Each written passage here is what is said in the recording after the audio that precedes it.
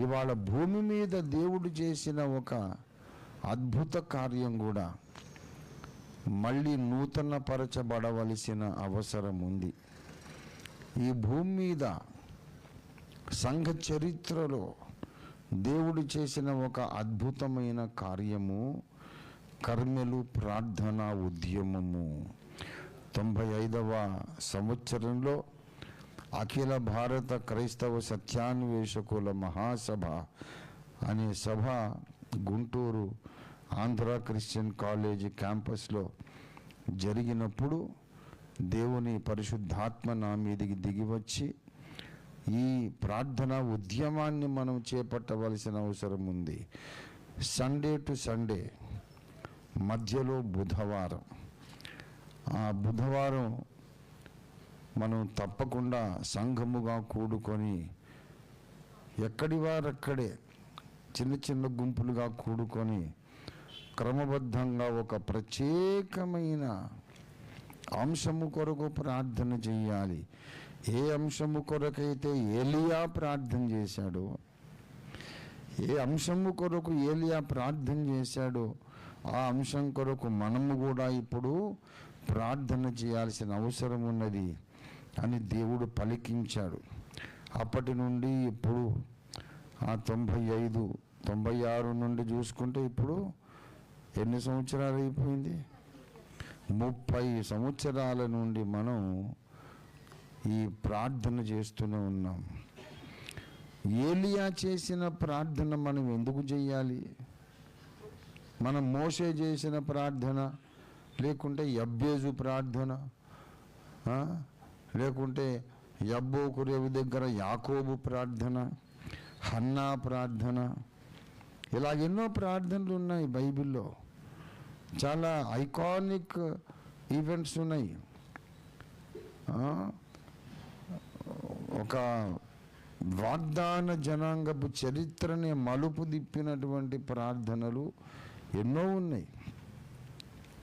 అబ్రహాము ప్రార్థన, ఇస్సాకు యాకోబుల ప్రార్థన, రిబ్కా చేసిన ప్రార్థన, హన్నా చేసిన ప్రార్థన, ఇలాగ ఎన్నో ప్రార్థనలు ఉన్నాయి. మనం ఏలియా ప్రార్థన అని ఎందుకన్నాము అంటే ఏలియా కాలములో ఉన్నటువంటి పరిస్థితి ఈ కడవరి తరములో క్రైస్తవ సమాజంలో నెలకొని ఉన్నది అనే సంగతి దేవుడు మన కన్నులు తెరిచి మనకు చూపించాడు. ఇంకా ఎవరికి చూపించలేదు నాకు తెలిసి. To the best of my knowledge ఈ పాయింట్ ఎత్తుకున్నవాడు దీని గురించి భారము, దీని గురించి వేదన, దీనికి ఏదో ఒకటి పరిష్కారం చెయ్యాలి అనే పట్టుదల కలిగిన దైవజనుడిని నేనైతే చూడలేదు. ఎందరో గొప్ప భక్తులను నేను చూశాను. మోకాళ్ళ ప్రార్థనా వీరులు. పొద్దున్న మోకరిస్తే సాయంత్రం దాకా అట్లా కదలకుండా కొయ్య కట్టె పాతినట్టు, భూమిలో పాతినట్టు నిలువు మోకాళ్ళ మీద ఉండిపోయిన మహాభక్తులను నేను ఈ కళ్ళారా చూశాను. అలాంటి భక్తులలో భక్త సింగ్ గారు ఒకరు, మరి రాబర్ట్ థామ్సన్ గారు ఒకరు, ఇంకా చాలామంది ఉన్నారు. ఉదయం నుంచి రాత్రి దాకా ప్రార్థన. రాత్రి మోకరిస్తే ఒక్కరే, మళ్ళా సంఘమంతా కలిసి ఒక్కొరు పావు గంట చేసి ఆల్టర్నేట్ పీరియడ్ చేయడమే మనకి ఇప్పుడు కష్టమైపోతుంది. కానీ ఆ భక్తులు ఒక్కరే మోకరిస్తే పొద్దున్న దాకా ప్రార్థన చేస్తూనే ఉంటారు ధారాళంగా. అలాంటి భక్తులను చూసిన ఈ కన్నులు ధన్యమైనవి అని నేనైతే ఎప్పుడు దేవుని స్తుతిస్తూ ఉంటాను. ప్రార్థనా పరులైతే ఉన్నారు కానీ వాళ్ళు వేరే వేరే విషయాల కొరకు ప్రార్థన చేశారు. బహుశా అనేక ఆత్మల రక్షణ పొందాలని ప్రార్థన చేసి ఉండొచ్చు, లేక స్థానిక సంఘాలలో ఉండే సమస్యల కొరకు ప్రార్థన చేసి ఉండొచ్చు, ఇంకా భక్తులకు ఉన్నటువంటి శోధనల మీద భక్తులకు జయము రావాలని ప్రార్థన చేసి ఉండొచ్చు.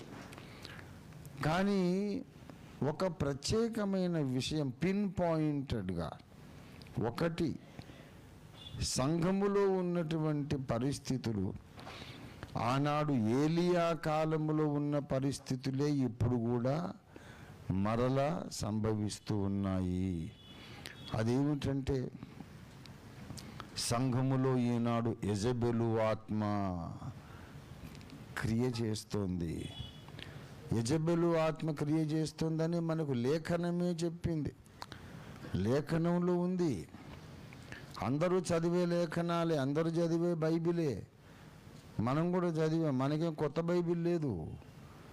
కానీ ప్రకటన గ్రంథము మీద వాగ్దానాలు, వాక్య ప్రత్యక్షతలు, వాక్యోపదేశాలు, వాక్య పరిశోధనలు చేసిన మహాభక్తులు ఎందరో ఉన్నారు. 7 సంఘాల గురించి చెప్పారు, మరి 7 ముద్రలు అన్నారు, ఎన్నెన్నో మర్మాలు చెప్పారు. కానీ ప్రకటన గ్రంథం 2:20లో ఉన్నటువంటి విషయం, ఆయనను నీ మీద నేను తప్పు ఒకటి మోపవలసి ఉన్నది, అదేమనగా యెజబెలు అను స్త్రీని ఉండనిచ్చుచున్నావు. యెజబెలు అనే స్త్రీని ఉండనిచ్చుచున్నావు. సంఘములో యెజబెలు అనే ఒక దురాత్మ పనిచేస్తున్నది అనే విషయం దేవుడు మన కళ్ళు తెరిచి మనకు చూపించాడు. కళ్ళు తెరిచి చూపించడమే కాదు, దాని అంతు చూడాలి అనే కసి, పగ, రోషం దేవుడు నా హృదయంలో మండించాడు. ఈ యెజబెలు పనికి మాలిన దురాత్మ సంఘంలో పనిచేస్తూ ఉండడమే అంత్య దినాలలో క్రైస్తవ సమాజంలో ఉన్న సకల బలహీనతలకు మూల కారణం అన్న మహాసత్యాన్ని దేవుడు నా కళ్ళకు ప్రత్యక్షపరిచాడు. నాకు తర్వాత నా ఆత్మీయ బిడ్డలు, నా ఆధ్యాత్మిక సంతానమైన మీకందరికీ కూడా అదే గ్రహింపు దేవుడిచ్చాడు. దేవునికి స్తోత్రం.